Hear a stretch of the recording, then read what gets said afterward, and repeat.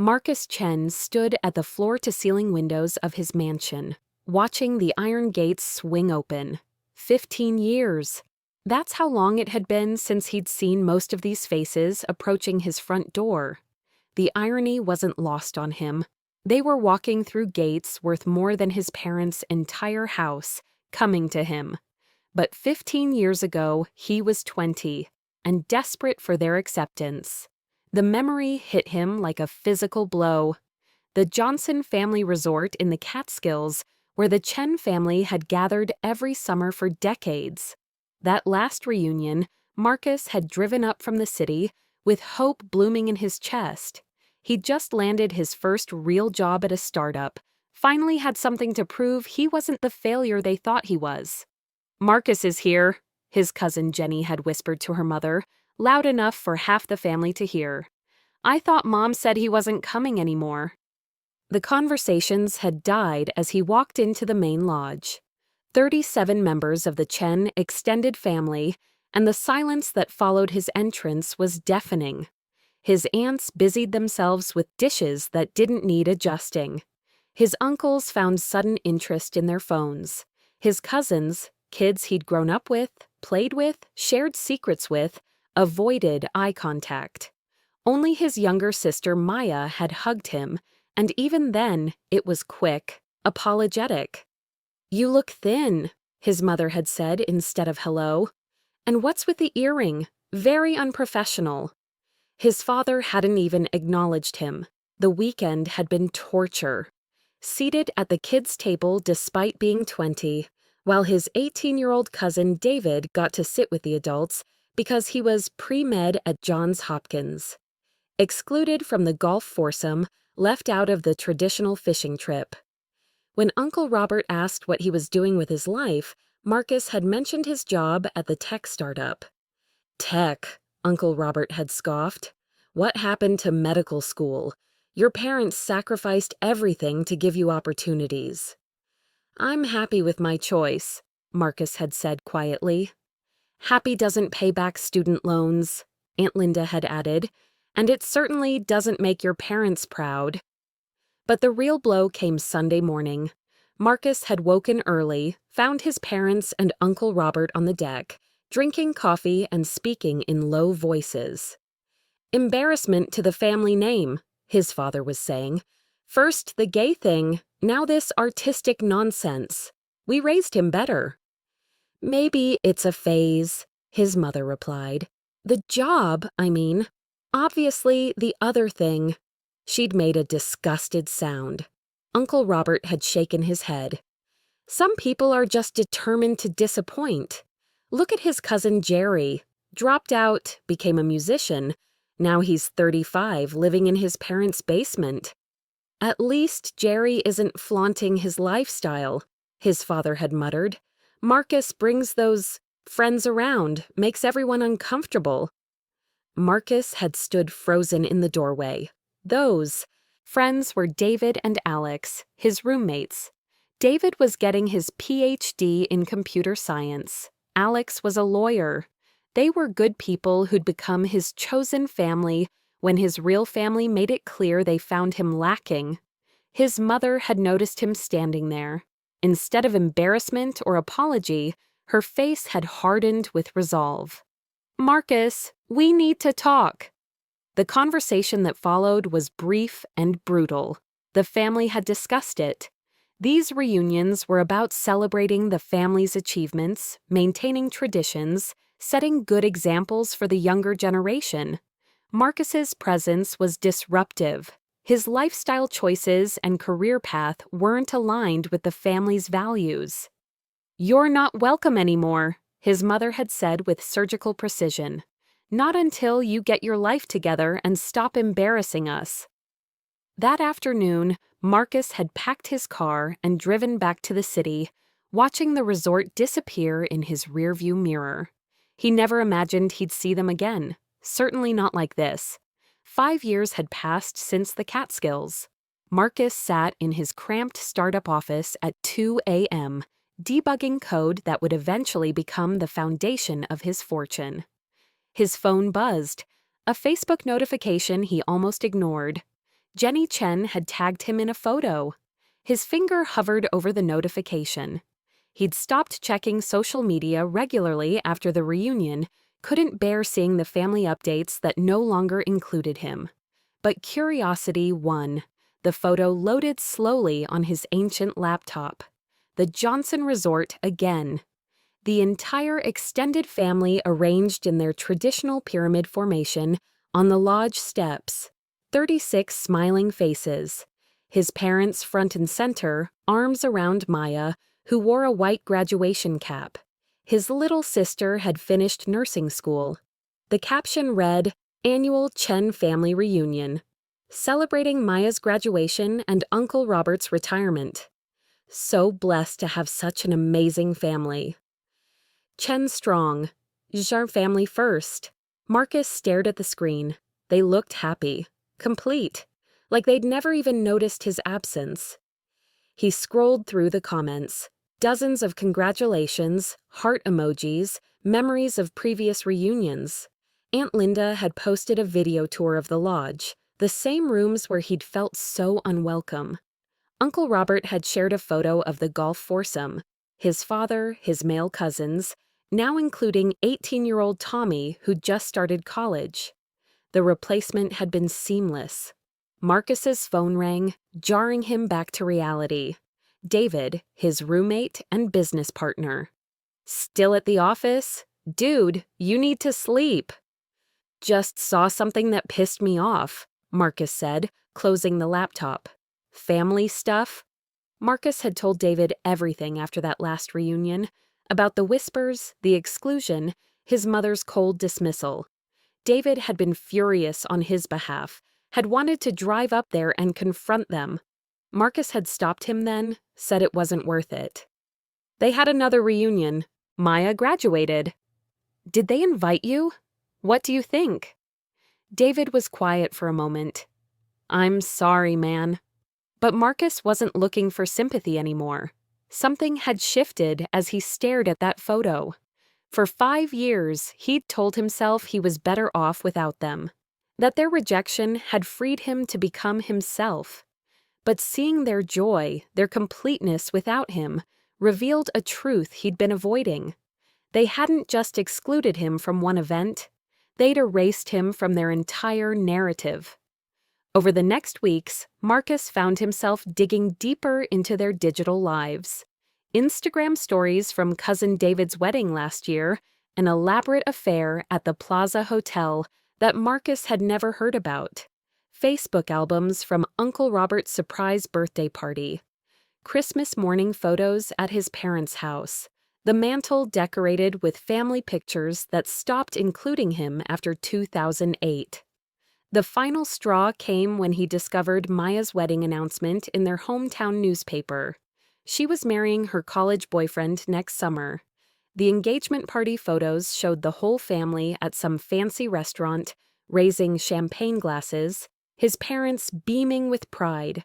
He'd missed his sister's entire relationship, had no idea she was even dating seriously.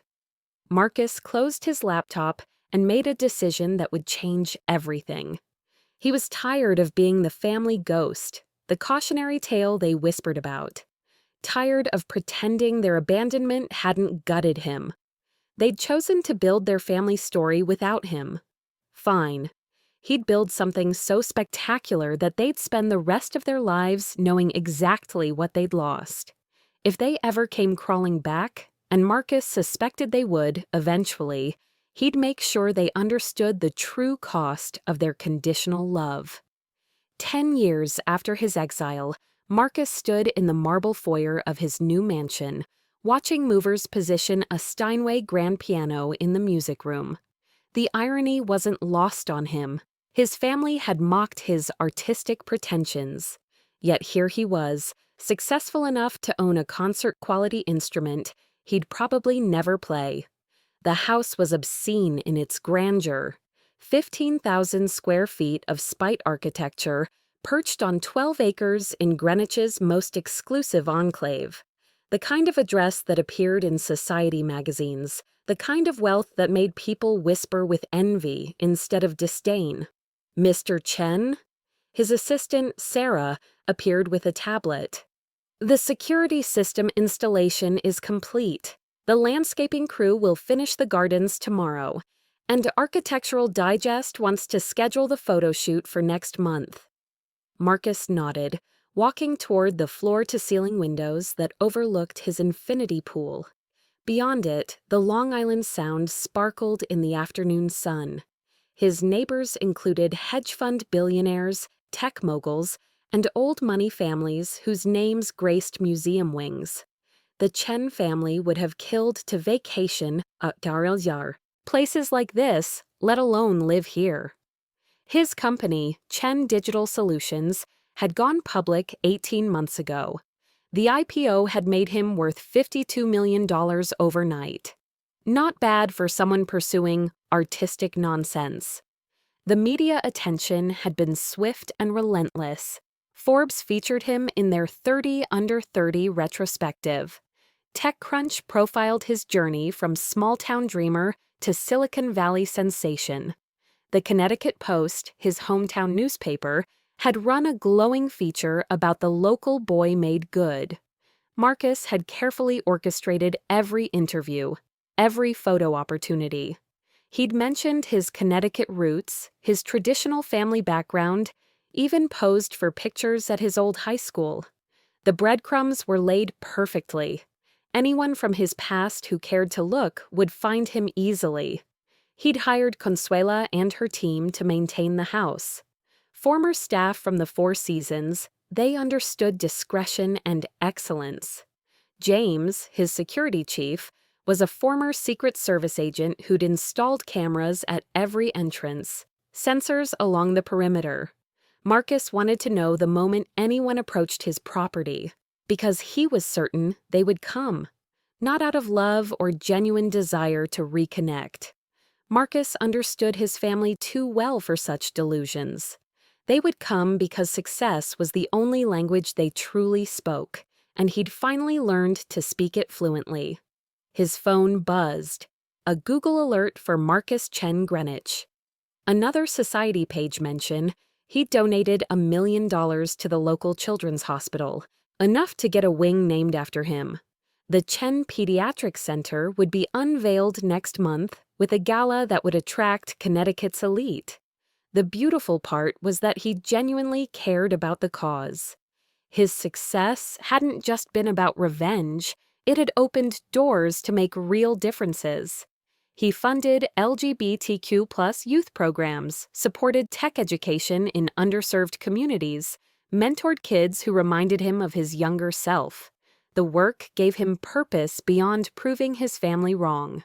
But it also served his larger strategy. Every charitable deed, every public appearance, every magazine cover was a calculated move in a chess game that had been 15 years in the making. Marcus walked upstairs to his master suite, pausing at the wall of photographs lining the hallway. Pictures from industry conferences, charity events, award ceremonies. Images of the life he'd built without them. Friends who'd become chosen family. Mentors who'd believed in him, colleagues who respected his vision. His actual family photos were in a different room entirely. The guest bedroom at the far end of the hall, which he'd privately dubbed the Museum of Disappointment. Every picture from his childhood, every family gathering where he'd smiled and pretended to belong, carefully preserved behind glass. A shrine to the boy who'd once desperately wanted their approval. That boy was gone. In his place stood a man who'd learned that the best revenge wasn't destruction, it was irrelevance. He'd built a life so full, so successful, so undeniably impressive that their opinion of him had become meaningless. Almost. The wound still ached sometimes, especially during holidays when the silence from Connecticut felt particularly loud. But Marcus had made his peace with that pain. It had been his fuel, his motivation, his secret weapon. Now all that remained was waiting for them to realize what they'd lost and come seeking forgiveness he wasn't sure he was ready to give. The intercom buzzed at exactly 2:47 p.m. on a Saturday afternoon. Marcus was in his home office reviewing acquisition proposals when James's voice crackled through the speaker. "Sir, there are visitors at the gate. They say they're family." Marcus's fingers froze over his keyboard. After 15 years of waiting, the moment had finally arrived. He pulled up the security feed on his monitor and felt his breath catch. His parents stood at the ornate iron gates, looking smaller than he remembered. His father wore his best suit, the navy one he saved for church and special occasions. His mother clutched her purse with both hands, the same nervous gesture from his childhood. Behind them stood Maya, now 28 and visibly pregnant, holding hands with a man Marcus didn't recognize. Uncle Robert and Aunt Linda flanked them, looking uncomfortable in the afternoon heat. "How long have they been there?" Marcus asked. "About 10 minutes. They're quite persistent." Marcus studied their faces through the high-definition cameras. His mother kept checking her reflection in the car's side mirror. His father was reading something from his phone, probably Marcus's Forbes profile or the Architectural Digest feature. Maya looked nervous, protective of her belly. They'd come in 2 cars, a rented Mercedes and Uncle Robert's aging Cadillac. Even their transportation choices spoke volumes, trying to project success while visiting the son they'd discarded. "Let them through," Marcus said finally, "but don't open the front door until I come down." He watched their cars wind up the quarter-mile driveway, passing the perfectly manicured gardens, the fountain, the guest house that was larger than most family homes. Their heads turned constantly, taking inventory of his success. Marcus straightened his tie, a $1,000 Hermes piece, and walked downstairs. Through the beveled glass front door, he could see them clustered on his limestone steps, whispering among themselves. He waited. Let them stand there for exactly 1 hour while he finished an important call with investors in Tokyo. The same way they'd made him wait at every family gathering, excluded from conversations until they deemed him worthy of attention. When he finally opened the door, their faces were a mixture of awe and barely concealed greed. "Marcus!" His mother stepped forward, arms extended for a hug he didn't return. "Look at this place. We had no idea you'd done so well for yourself." "Hello, Mother." His voice was polite but cold. "Father, Maya." His sister looked like she wanted to cry.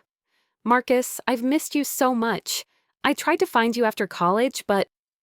"But what? The family didn't approve?"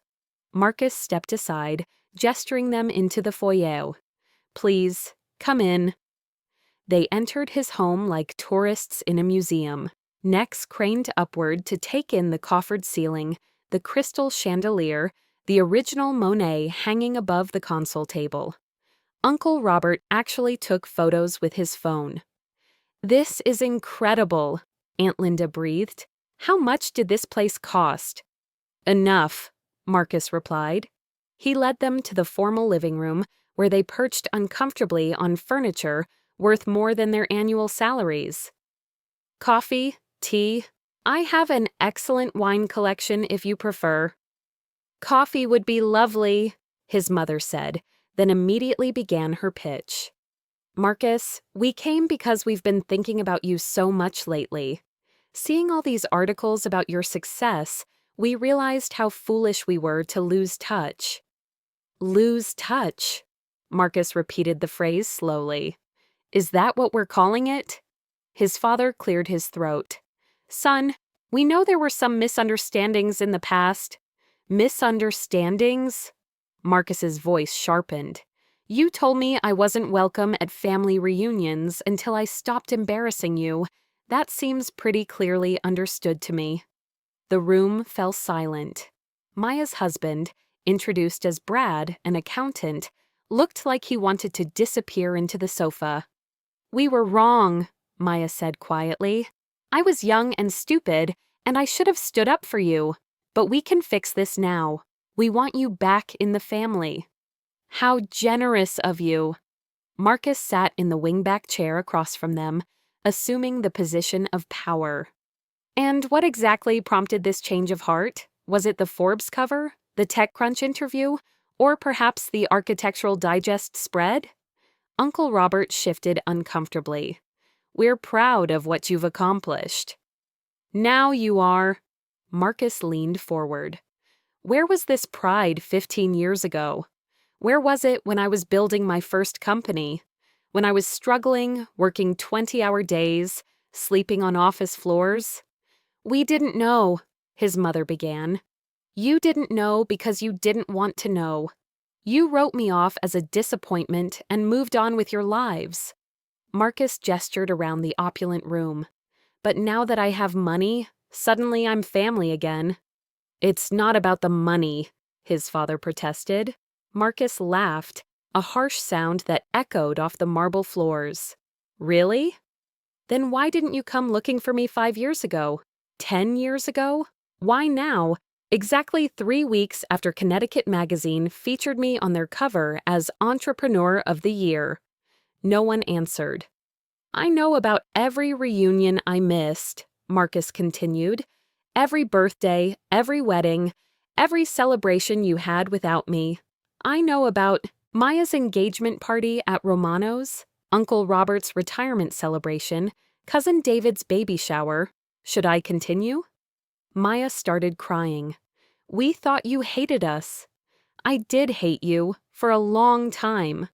Marcus's voice softened slightly. But hatred takes too much energy. I channeled it into building something better instead. His mother leaned forward desperately. We can have the next reunion here. Wouldn't that be wonderful? The whole family, together again in this beautiful home? Marcus smiled, but it didn't reach his eyes. Now that, he said, is exactly what we're going to do. 3 weeks later, Marcus stood in his grand dining room, surveying the table set for 37 people. Crystal glasses caught the light from the chandelier above. Each place setting featured china worth more than most people's monthly salary. At the head of the table, his chair sat empty, a throne waiting for its king. But this wasn't a celebration, it was a trial. Everything's ready, sir, Consuela said, adjusting the centerpiece of white orchids. The catering staff is prepared and security has the guest list. Marcus nodded. He'd invited everyone, every cousin, aunt, uncle, and family friend who'd participated in his exile. Some had tried to decline, sensing the evening's true purpose, but Marcus had been persuasive. After all, who turns down dinner at a $50 million estate? The first cars arrived at 7 sharp. Marcus watched from his office window as his relatives climbed out of their vehicles, craning their necks at the mansion like pilgrims approaching a cathedral. They dressed for the occasion, his cousins in their nicest suits, the women in cocktail dresses purchased specifically for this evening. He'd changed clothes 3 times before settling on a simple black Armani suit with a white shirt, no tie. Understated power, the uniform of someone who no longer needed to prove anything. James escorted the family into the main parlor, where waiters served champagne that cost more per bottle than most people spent on groceries. Marcus made them wait 20 minutes before making his entrance. The conversation died when he appeared in the doorway. Family, he said, the word dripping with irony. Welcome to my home. Dinner was exquisite torture. Marcus had hired a chef from Le Bernardin to prepare a 7-course meal representing cuisines from around the world, the same diversity his family had once mocked as too ethnic or weird foreign food. Between the Korean barbecue course and the Moroccan tagine, he began his interrogation. Uncle Robert, Marcus said, cutting into his lamb with surgical precision. I'm curious about something. At the 2018 reunion, the one at the Cape House, you told everyone I was probably living under a bridge somewhere. What made you think that? Uncle Robert's face reddened. We hadn't heard from you in years. We assumed. You assumed I'd failed because I didn't become a doctor like you. Wanted. even though my first company had just been acquired for $12 million. Marcus turned to his aunt. Linda, you said I was a cautionary tale about kids who don't listen to their parents. Care to elaborate on that wisdom? Aunt Linda stared at her plate. I was angry. We all were. You just disappeared. I disappeared? Marcus laughed, the sound sharp in the elegant room. I was banished. There's a difference. The dinner continued with Marcus methodically addressing each family member's role in his exile. His cousin Jenny, who'd spread rumors about his lifestyle problems. His uncle Dave, who joked about Marcus playing with computers instead of getting a real job. Each revelation was delivered with the precision of a prosecutor presenting evidence. But it was his parents who received the harshest reckoning. Mother, Marcus said as dessert was served, a deconstructed apple pie that cost more to prepare than most family dinners. You told me I wasn't welcome until I got my life together. By what metric did you measure that? The Fortune 500 company I built? The MIT commencement address I delivered last spring? The children's hospital wing that bears our family name? His mother's hands shook as she reached for her water glass. We made mistakes, Marcus. We know that now. Do you? Marcus stood, walking to the head of the table where a projection screen descended from the ceiling. Because I've prepared a little presentation. The screen filled with images from 15 years of family gatherings, photos from social media, newspaper clippings from local events, even security footage from the country club where they celebrated holidays. Each image showed the family together, happy, complete, without him. This is what you chose, Marcus said, advancing through the slideshow. Christmas 2015, Maya's college graduation, Uncle Robert's retirement party, Cousin David's wedding, 3 baby showers, 4 birthday celebrations, 7 family reunions, Thanksgiving dinners where you gave thanks for your blessings while actively excluding one of your own children. The room was silent except for the soft crying of several relatives. You want to know the real tragedy? Marcus continued. I would have forgiven you years ago if you'd just asked. If anyone had picked up a phone and said, "We miss you, we're sorry, please come home." But your pride was more important than your son. His father stood unsteadily. Son, please. We're here now. We're trying to make it right. Are you? Or are you here because excluding a multimillionaire makes you look foolish? Marcus gestured around the opulent room. How many of you Googled my net worth before driving here tonight? How many calculated what being back in my good graces might be worth? The accusations hung in the air like smoke. Some family members looked genuinely ashamed. Others, Uncle Robert, Aunt Linda, a few cousins, still seemed focused on the chandelier, the artwork, the visible markers of wealth they wanted to access. Maya stood suddenly, her pregnancy making the movement awkward. Stop, she said, tears streaming down her face. Just stop. You're right. We failed you. I failed you. I was 18 and scared, and I chose the easy path of going along with everyone else instead of standing up for my brother. She walked around the table to face him directly. I don't want your money, Marcus. I want my brother back. The one who taught me to ride a bike, who helped me with my calculus homework, who listened when I cried about stupid boys in high school. Marcus felt something crack inside his chest. For 15 years, he'd armored himself against this moment, prepared for manipulation and greed. He hadn't prepared for genuine remorse. But Maya wasn't finished. I know we don't deserve forgiveness. I know saying sorry doesn't erase 15 years. But I'm naming my son after you, whether you want a relationship with us or not. Because I want him to know about his uncle who built something beautiful from nothing, who turned pain into purpose. The room held its breath, waiting for Marcus's response to this unexpected vulnerability in the midst of his carefully orchestrated revenge. Marcus stared at his sister for a long moment, her words hanging in the crystal-clear air of his dining room. Around the table, 36 faces watched him, some hopeful, others resigned to judgment. For 15 years, he'd imagined this moment, his family prostrate before his success, begging for forgiveness he'd withhold like a sword over their heads. But Maya's raw honesty had shattered his script. "Sit down," he said quietly. Maya returned to her chair, Brad's protective arm around her shoulders. Marcus walked to the windows overlooking his gardens, where strategically placed lights illuminated pathways that led nowhere in particular. Beautiful but ultimately empty, like so much of what he'd built. "You want to know the truth?" he said without turning around. "I bought this house hoping you'd come. Every room, every piece of art, every obscene luxury, it was all designed to make you feel small, to make you understand what you'd thrown away." He turned back to face them. "But standing here now, looking at all of you, I realize something. My revenge was perfect.